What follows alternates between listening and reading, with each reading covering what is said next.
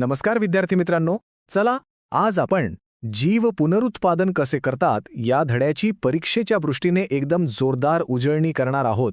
परीक्षेत चांगले मार्क मिळवायचे आहेत ना, मग चला आपण फक्त त्याच मुद्द्यांवर फोकस करूया जे तुम्हाला हमखास गुण मिळवून देतील.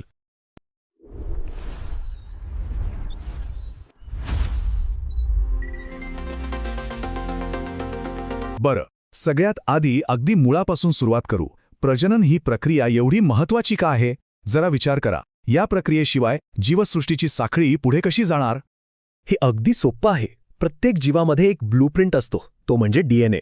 जेव्हा नवीन जीव तयार होतो तेव्हा या ब्लूप्रिंटची एक कॉपी तयार होते. आणि हो, या कॉपीमध्ये होणारे छोटे छोटे बदल, ज्याला आपण परिवर्तन म्हणतो, तेच तर प्रजातीला टिकून राहायला मदत करतात. आहे की नाही इंटरेस्टिंग? ओके, आता जरा जास्त लक्ष द्या.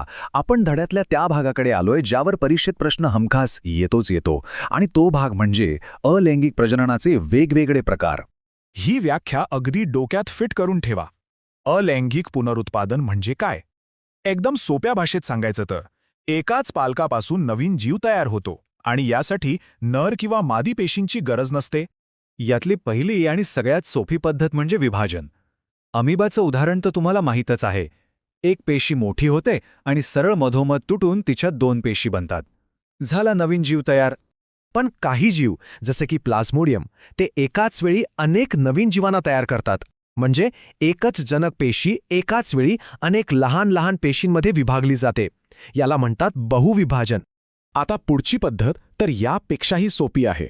खंडीभवन. कल्पना करा, स्पायरोगायरासारख्या जीवाचे जर तुकडे झाले तर त्याचा प्रत्येक तुकडा वाढून एक संपूर्ण नवीन जीव तयार होतो. म्हणजे अक्षरशः तुकड्यांमधून नवीन जीवन. आणि आता बघा, ही क्षमता खरंच अविश्वसनीय आहे. प्लॅनेरियासारख्या जीवांमध्ये पुनरुद्भवन करण्याची एक जबरदस्त ताकद असते. म्हणजे तुम्ही त्याचे कितीही तुकडे केले तरी प्रत्येक तुकड्यापासून एक पूर्ण नवीन प्लॅनेरिया तयार होतो, एखाद्या सुपर पॉवरसारखं. आता हायड्राची गोष्ट थोडी वेगळी आहे. त्याच्या शरीरावर एक छोटासा कोंब किंवा फुगवटा येतो, ज्याला मुकुल म्हणतात. हा मुकुल हळूहळू वाढतो आणि पूर्ण वाढ झाली की मूळ हायड्रापासून वेगळा होतो आणि एक स्वतंत्र जीव म्हणून जगायला लागतो. वनस्पतीसुद्धा अलैंगिक प्रजनन करतात, त्याला शाकीय प्रजनन म्हणतात. तुम्ही पानफुटीचं पान पाहिलंय का कधी? त्याच्या कडेने लहान लहान रोपटी उगवतात. म्हणजे थेट पानापासूनच नवीन झाड तयार होतं, बियांची गरजच नाही. आणि आता शेवटची पद्धत, बीजाणू निर्मिती. तुम्ही शिळ्या पावावर किंवा भाकरीवर आलेली काळी पांढरी बुरशी बघितली असेलच, हो ना? तोच आहे रायझोपस. तो असे लाखो सूक्ष्म बीजाणू तयार करतो, जे हवेत पसरतात आणि जिथे कुठे अनुकूल जागा मिळेल तिथे नवीन बुरशी वाढायला लागते. चला आता बोलूया मार्क्सबद्दल. परीक्षेत चांगले गुण मिळवण्यासाठी आकृत्यांना काही पर्याय नाही. कोणत्या आकृत्यांचा सराव करणं अत्यंत गरजेचं आहे ते आता पाहूया. ह्या 5 आकृत्या आहेत ना, त्या डोक्यात एकदम फिट करून ठेवा. त्या काढायची प्रॅक्टिस करा, त्यांना व्यवस्थित नावं द्या, कारण यातली एक तरी आकृती पेपरमध्ये दिसणार म्हणजे दिसणार. आता वळूया शास्त्रीय कारणे द्या या प्रश्नांकडे. हा प्रश्न तुमच्या संकल्पना तपासतो. चला 3 सर्वात महत्त्वाचे प्रश्न आणि त्यांची सोप्या शब्दातली उत्तरं पाहू. आपला पहिला प्रश्न आहे, डीएनएची कॉपी तयार होणं हे प्रजननासाठी इतकं आवश्यक का मानलं जातं? याचं उत्तर फक्त 3 मुद्द्यांमध्ये आहे. पहिला, डीएनए म्हणजे सजीवाच्या शरीराचा संपूर्ण नकाशा. दुसरा, हा नकाशा पुढच्या पिढीकडे जाणं गरजेचं आहे. आणि तिसरा, यामुळेच तर नवीन जीवाला त्याच्या आई-वडिलांसारखे गुणधर्म मिळतात. अगदी सोपं आहे. आता पुढचा प्रश्न थोडा विचार करायला लावणार आहे.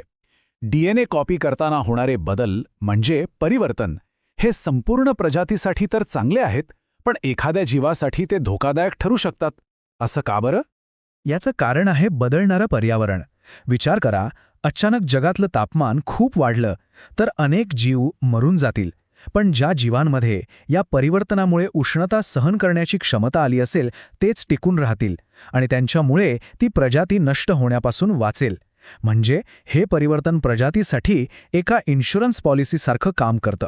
आणि हा तिसरा महत्त्वाचा प्रश्न, प्लॅनेरियाप्रमाणे माणसाचा हात कापल्यावर त्यापासून नवीन माणूस का तयार होत नाही? म्हणजेच आपल्यासारखे गुंतागुंतीचे सजीव पुनरुद्भवन का करू शकत नाहीत? कारण आपलं शरीर हे एखाद्या मोठ्या गुंतागुंतीच्या मशीनसारखं आहे. यातल्या प्रत्येक पेशीचं काम ठरलेलं आहे.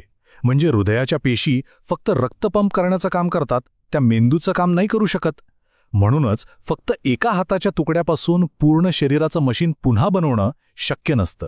परीक्षेत हमखास येणारा आणखी एक प्रश्न म्हणजे फरक स्पष्ट करा. चला तर द्विविभाजन आणि बहुविभाजन यामधला नेमका फरक काय आहे तो एका सोप्या तक्त्यावरून समजून घेऊया.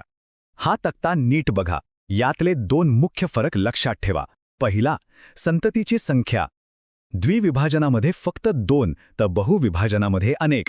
आणि दुसरा, परिस्थिती. द्विविभाजन अनुकूल परिस्थितीत होतं तर बहुविभाजन जास्त करून प्रतिकूल परिस्थितीत. एवढं लक्षात ठेवलं तरी पुरेसं आहे. तर मित्रांनो, ही होती आपल्या धड्याची एक झटपट उजळणी. हे सगळे मुद्दे नीट अभ्यासा. जाता जाता तुमच्यासाठी एक प्रश्न सोडून जातोय. जर अलैंगिक प्रजनन इतकं सोपं आणि जलद आहे तर मग निसर्गात लैंगिक प्रजननाची गरज का निर्माण झाली असेल? विचार करा. परीक्षेसाठी खूप खूप शुभेच्छा.